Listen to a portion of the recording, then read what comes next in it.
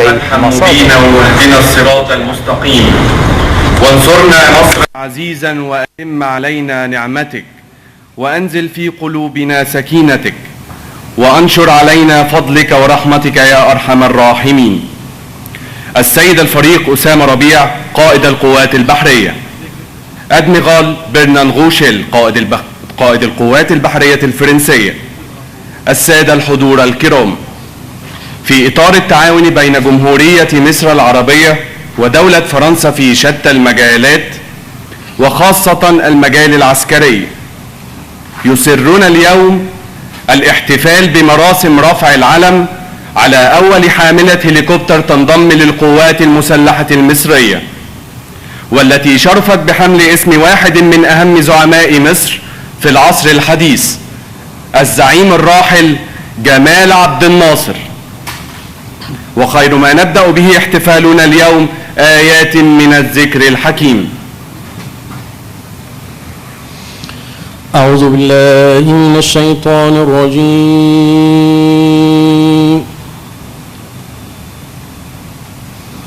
بسم الله الرحمن الرحيم.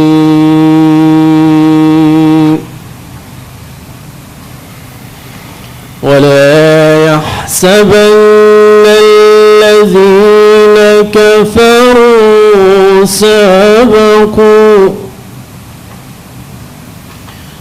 إنهم لا يعجزون.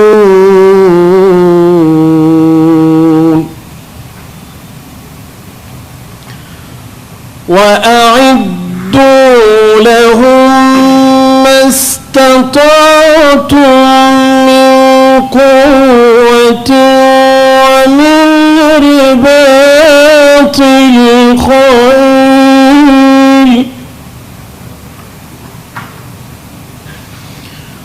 ترهبون به عدو الله وعدوكم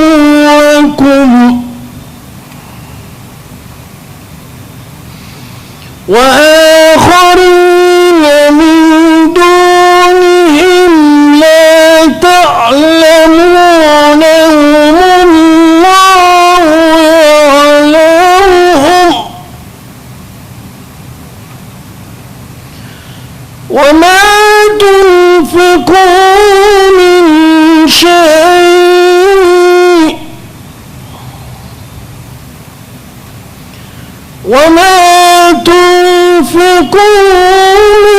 شيء في سبيل الله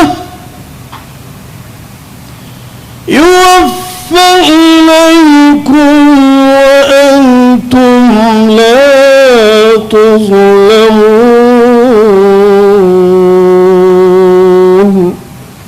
صدق الله العظيم.